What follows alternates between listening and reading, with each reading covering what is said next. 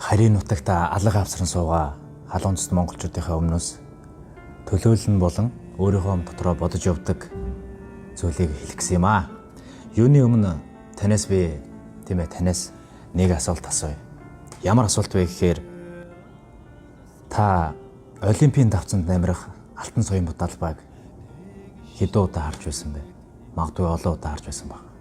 Харин харийн нутгийн хан дээр өлөгдсөн энэхүү далбайг та хэдэн удаа харж байсан бэ? Би Солонгост ирээд 2 жилийн өрөө үзэх гэж байна.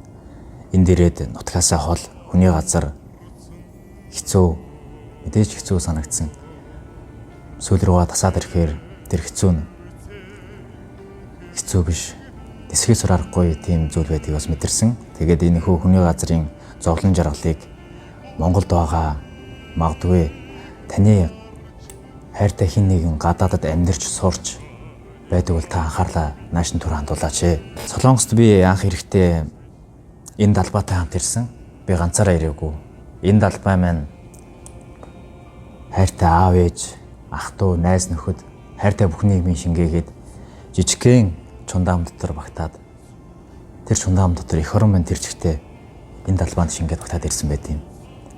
Харийн нутгийн хан олгон дээр энэ төрийн далбай маань залагдсан байдаг. Тэр болгонд монголчууд маань энэ төрийн далбайгаа өглөө болгон босгодоо харж шүтэж мөргөж залбирч зарим нэгэн хүмүүс магадгүй гадаад байгаа хүмүүсийг галуу шуунаа мах идэж үнэхээр аж аргалтай пост, бичлэг, зургийг Инстаграмда, Фэйсбүүктэй байршуулдаг. Тэрийг харсан найз нөхөд, аав ээж хэн нэгэн нь миний хөө, миний охин, хайр тань минь, дүү минь, эгч минь, ах минь харийн нутаг сайн яваа юм байна да гэж харах нэг нь багч.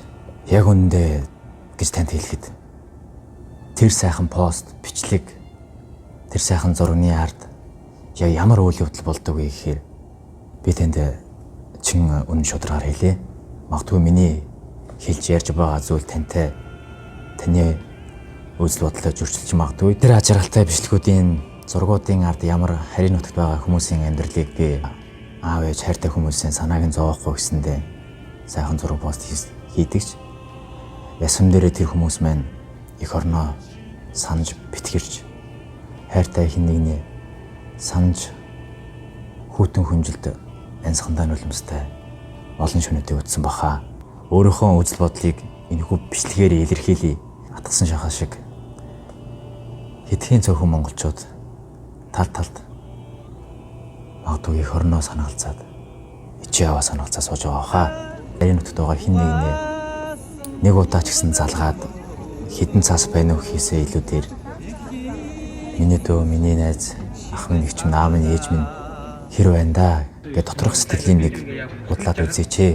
Тэр хүмүүсийн сэтгэл үнэхээр хичнээн та бүгд нууж жаргалтай би сайн байна, бүхэн болж сайхан байгаа, ажиллаа сайн хийж байгаа, хоолоо сайн идэж байгаа хэлж байгаа боловч үргэлж ганцаар л эх орноо сансан сэтгэл эх орноосоо дайжи урвээ гэж хилэндээсийг алхаагүй маа. Тэр монголчууд маань хичнээн биений хилэндээс алхсан ч сэтгэл нь Монголдо үлдсэн байдаг. Дэлхийн дайд цацгсан хэдхэн монголчуудынхаа өмнөөс би өөрийнхөө үзэл бодлыг та бүхэндээ илэрхийллээ. Баярлалаа үзэгчдээ.